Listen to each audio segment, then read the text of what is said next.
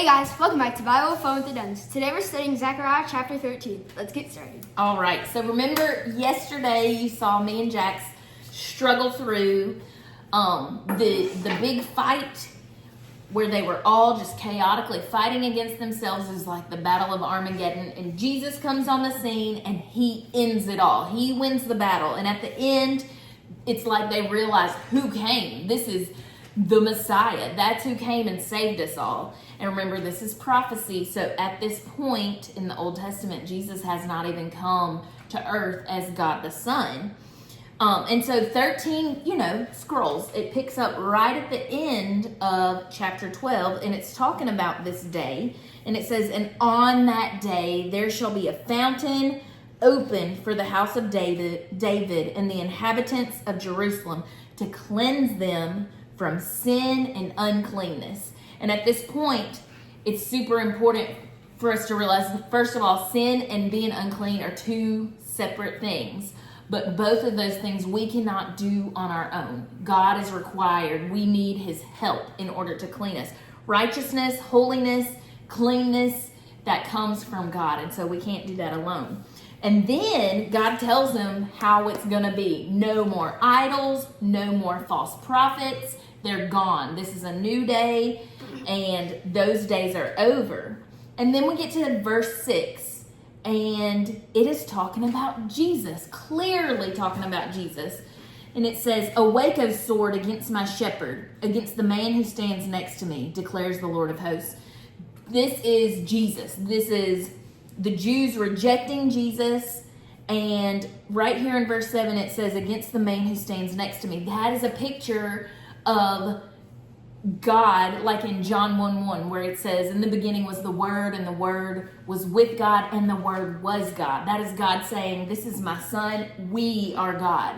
Like at creation, let us make man in our own image. And so that's a picture of God. He's the Father here and the Son. Well, then 7 continues on, and it says, "Strike the shepherd, and the sheep will be scattered." I think it was Sunday maybe that Preacher Hubs talked about this part, because I wrote in my margins that this is the Garden of Gethsemane. This is right before they go and arrest Jesus and they take him and put him on trial. And so they go get him, and remember, all the disciples run off, and even some of them, like Peter, says, "I never knew him." So strike the shepherd and the sheep will be scattered. I will turn my hand against the little ones. And then it talks about what's going to happen to the people. 2/3 of them are going to die. Yet here, even here, it says 1/3 are going to be left alive. This is that remnant that we've been reading about through every single prophecy that we've heard. That even though not one person is deserving of this salvation, God is so gracious and merciful. He is going to leave a remnant. And it's going to be someone from all the nations, all the tribes, all the tongues.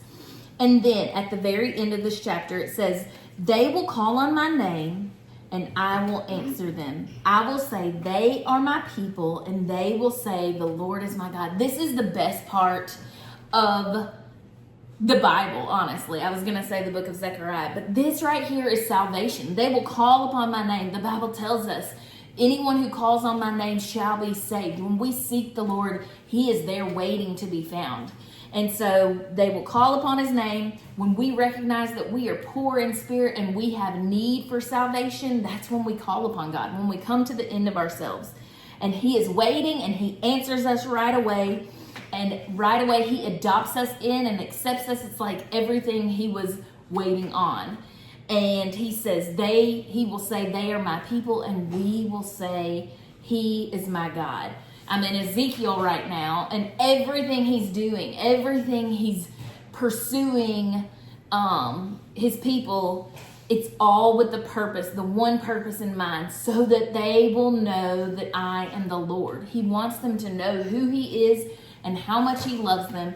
And so right here in the middle of the Old Testament, in the prophecy, we see our salvation story. We see the gospel. We see clear as day New Testament. And a beautiful picture of that is how this chapter started. Verse 1, it says, "On that day there shall be a fountain open for the house of David and the inhabitants of Jerusalem to cleanse them from sin and uncleanness.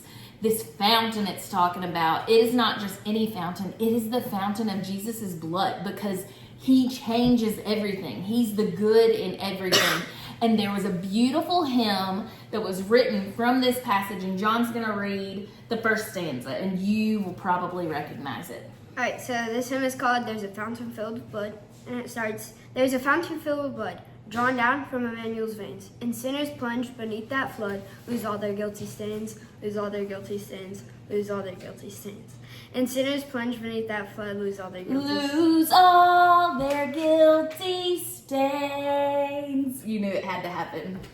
Okay, friends, this is epic. It's the best story of all. Salvation, not one of us deserves it, but he is waiting for us to just call upon his name, and he will save us.